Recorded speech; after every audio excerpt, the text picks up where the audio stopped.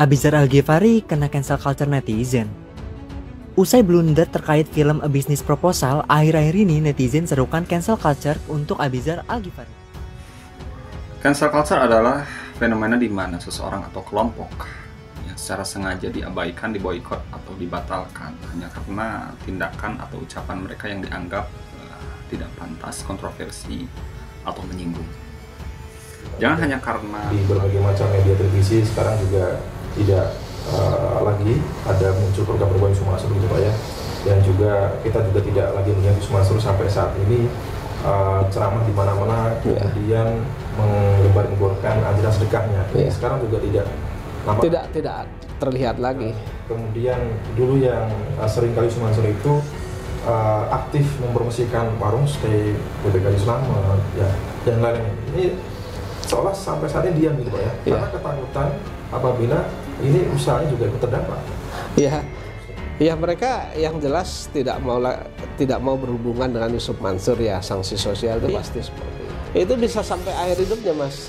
Kalau sanksi perdata kan mereka bayar selesai, misalnya ada putusan perdata mereka bayar, eksekusi mereka bayar selesai.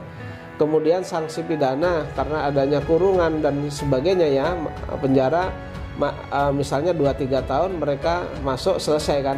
Tetapi ketika sanksi sosial yang sudah meluas dan diketahui luas oleh masyarakat, tentu masyarakat ini sebelum dia meninggal pasti ingat itu.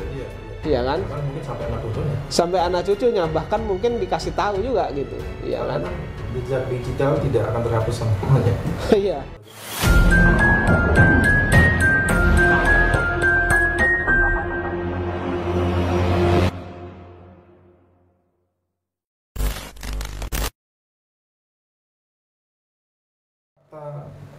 Banyak umat Islam yang dirugikan oleh bisnis Yusuf Mansur dan juga gaya-gaya ceramah Yusuf Mansur yang kini diketahui masyarakat yang terkesan memaksa ya.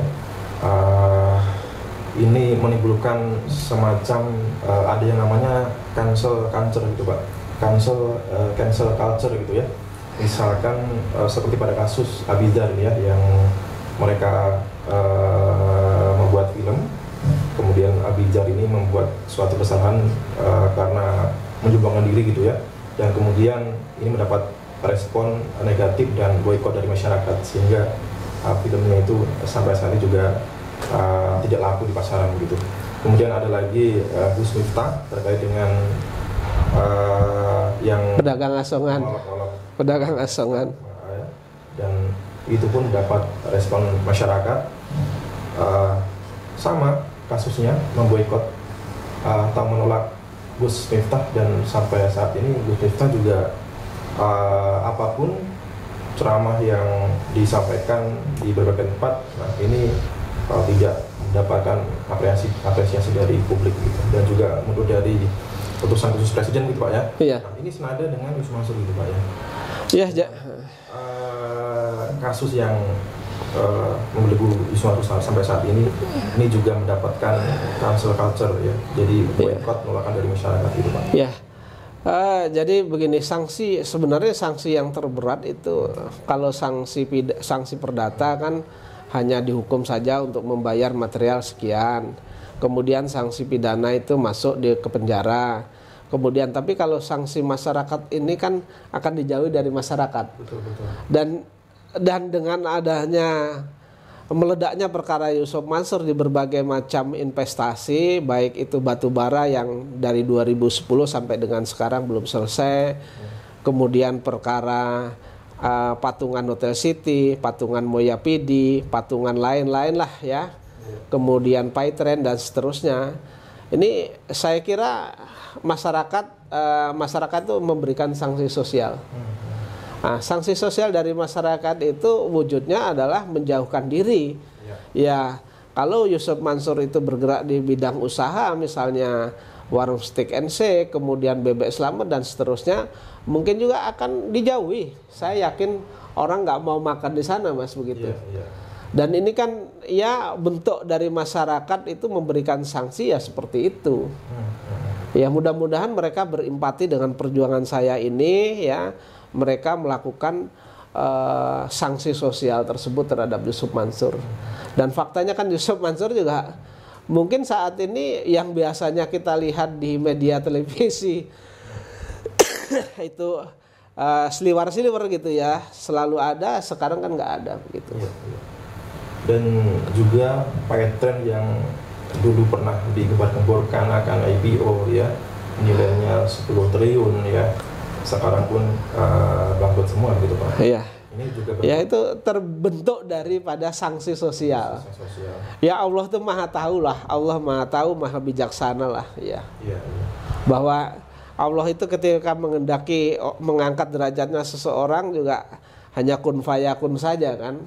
Tapi begitu Allah mau menjatuhkan juga dengan seketika juga bisa jatuh Mas. Iya. Bisa saja usahanya bangkrut, bisa saja misalnya keluarganya sakit-sakitan, bisa saja misalnya ya rumahnya terbakar dan seterusnya kan gitu. Iya. Dan menariknya lagi cancel culture gitu ya, budaya memboikot melakukan ini tidak dikomandoi oleh seseorang atau satu orang, ini spontanitas masyarakat yang mempunyai pikiran yang sama karena sakit hati yang dirasakan oleh masyarakat karena sebuah kesalahan atau perilaku yang tidak disukai oleh masyarakat terhadap figur publik tersebut gitu ya. Nah ini juga terbukti maka Pak Yusuf Mansur ya, kita lihat di berbagai macam media televisi sekarang juga tidak lagi ada muncul program Yusuf Mansur gitu Pak ya, dan juga kita juga tidak lagi melihat Yusuf Mansur sampai saat ini ceramah di mana-mana kemudian menggembar-gemborkan ajaran sedekahnya. Sekarang juga tidak nampak, tidak terlihat lagi. Kemudian dulu yang sering kali Yusuf Mansur itu aktif mempromosikan warung stay, BBK Islam ya, dan lain-lain. Ini seolah sampai saat ini diam gitu Pak ya, karena ketakutan apabila ini usahanya juga ikut terdampak. Iya. Ya mereka yang jelas tidak mau berhubungan dengan Yusuf Mansur ya, sanksi sosial itu pasti seperti itulah. Yang bentuk sanksi sosial yang konkret ya. Yusuf Mansur kan tahun 2024 kemarin nyalek Mas. Iya betul ya. Yusuf Mansur itu kan kondang ya, artinya mengaku Ustadz kondang, mengaku dirinya kondang, mengaku dirinya punya segala-galanya kan. Iya. Tapi kenyataannya kan masyarakat tidak memilih Mas. Betul. Nah, Yusuf Mansur sudah diletak di nomor 1 paling atas pun hasilnya juga paling bawah. Ya itu kalau daerah Jawa Tengah, Jawa Timuran ya, daerah-daerah perkotaan itu lurah aja nggak jadi itu Mas. Ya kelasnya mungkin RT atau RW lah. Itu baru jadi RT lah mungkin ya. Ya. Artinya sanksi sosial konkret lah artinya ya, sudah nyata itu. Yusuf Mansur juga tidak menjadi apa-apa kan, tidak bisa masuk menjadi anggota dewan, bahkan partainya sendiri kan tidak memenuhi ambang batas minimal Mas. Nah, padahal perolehan Perindo itu di tahun sebelumnya ketika Yusuf Mansur belum masuk kan lebih tinggi. Yusuf Mansur masuk, padahal kemudian iklannya dan seterusnya dan sebagainya lah ya. Pendekatannya kepada masyarakat kan ekstensif juga Perindo. Tapi dengan adanya Yusuf Mansur kan ambles. Yusuf Mansur juga tidak dapat apa-apa begitu. Ya, itu yang paling menonjol, itu yang paling tampak di Pak ini. Iya. Karena itu dimasukkan mengklaim dirinya artis ya, seolah-olah ini Yusuf Mansur ini terkenal ya. Banyak yang siapa sih yang tidak tahu Yusuf Mansur. Kalau dibandingkan dengan figur publik atau artis-artis yang juga mengikuti pemilu tahun lalu gitu. Iya. Ini sangat jauh, misalkan dibandingkan Komeng yang dapat suara 2 juta. Ini dibandingkan Yusuf Mansur hanya ratusan kok ya. hanya sedikit lah. Artinya diletak di nomor atas waktu itu kayaknya kalau nggak 5-6 yang dari Perindo itu yang diletak di dapilnya Yusuf Mansur kan nggak ada, artinya nggak ada yang bisa masuk juga Mas. Katakanlah misalnya ambang batas minimalnya itu bisa terpenuhi, Yusuf nggak ada yang masuk kan. Bahkan Yusuf Mansur di urutan paling bawah kedua kayaknya. Padahal yang urutan yang lainnya itu kan jauh kalau dibandingkan keterkenalan dikenalnya masyarakat itu kan jauh. Tapi orang lebih memilih rival dari partai Perindo yang lain ketika Yusuf Mansur, dan itu pun nggak banyak kan. Itu sanksi sosial yang konkret lah. Mudah-mudahan Yusuf Mansur dengan adanya hal-hal seperti itu mereka menyadari dan segera menyelesaikan seluruh urusannya berkaitan dengan pihak-pihak yang terkait lah begitu. Ya, saya kira bukan hanya bisnis dan juga ceramah dan juga aktivitasnya di media-media televisi ya. Ini apapun yang dilakukan Yusuf Mansur, jikalau itu muncul di media sosial ini pasti semua responnya. Saya lihat responnya negatif. Ya, kalau dia upload sesuatu juga ditutup komennya, Mas. Ya. Karena ingat ini bukan hanya Yusuf Mansur sendiri, tapi ini lebih ke seperti keluarganya juga gitu Pak yang seperti Mirda Mansur juga. Iya kan buah itu jatuh tidak jauh dari pohonnya, Mas. Artinya kita juga sudah mendengar desas-desus di media sosial bahwa terkait dengan permasalahan Mirda Mansur yang terkait dengan bikin program itu kan juga bermasalah begitu. Nah itu apakah masyarakat masih mau mengikuti program-program keluarga Yusuf Mansur lagi kan? Kalau masih mau ya sangat bodoh gitu loh. Iya. Tapi Pak Jenny, sanksi sosial yang dialami Yusuf Mansur saat ini, ini apakah sifatnya hanya sementara ataukah mungkin akan berlangsung sampai nanti atau sampai akhir hayat dari Yusuf Mansur? Saya meyakini begini ya, ketika Yusuf Mansur tidak menyelesaikan permasalahan ini, saya kira terus kemudian juga masih ada beberapa gugatan dari pihak-pihak terkait, misalnya saya dan seterusnya. Sekarang ini kan ketika ada gugatan orang bisa mengakses semuanya, Mas. Ya, di pengadilan itu kan nanti dimasukkan di website, kemudian orang bisa mengakses, kemudian bisa tahu siapa penggugat, siapa tergugat. Artinya masyarakat itu sekarang keterbukaan dengan dokumen ini kan luar biasa, Mas.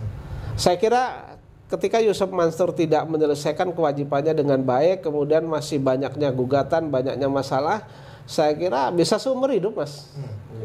Ya kalau bayangkan saja kalau misalnya JBN ini melakukan gugatan satu persatu, yang punya saya saja dari 2002, Bu Ilis itu 2003 atau 2004 belum selesai sampai dengan sekarang. Terus kemudian disusul lagi yang lainnya, kapan mau selesainya, kan ini terekspos terus, Mas. Ya ini kalau orang menanam pasti menuai, Mas, begitu.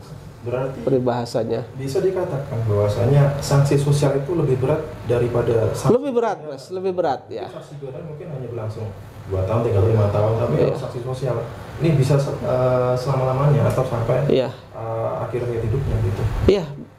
Itu bisa sampai akhir hidupnya, Mas. Kalau sanksi perdata kan mereka bayar selesai, misalnya ada putusan perdata, mereka bayar eksekusi, mereka bayar selesai. Kemudian sanksi pidana karena adanya kurungan dan sebagainya ya, penjara misalnya 2-3 tahun mereka masuk selesai kan. Tetapi ketika sanksi sosial yang sudah meluas dan diketahui luas oleh masyarakat, tentu masyarakat ini sebelum dia meninggal pasti ingat gitu. Iya kan? Bahkan mungkin sampai anak cucunya. Sampai anak cucunya, bahkan mungkin dikasih tahu juga gitu. Iya kan? Jejak digital tidak akan terhapus semuanya. Iya. Berbagai macam kasusnya, berbagai macam bukti-bukti orang-orang yang merasa dirugikan, ya. Iya. Kemudian gaya-gaya ceramahnya yang memaksa sedekah ini akan dilihat terus sampai anak cucunya. Terlihat terus sampai anak cucunya. Bahkan sekarang kan jejak digital itu kan tidak bisa dihilangkan. Apalagi nanti ini perkara saya selesai, ini kan saya kumpulkan seluruh dokumennya, kemudian saya buat buku, kemudian saya jual, misalnya diedarkan di pasaran, baik itu berupa hard copy maupun soft copy, kan akan dibaca orang juga. Di sana siapa pelaku, siapa penggugatnya, siapa tergugatnya kan akan terlihat, Mas. Iya.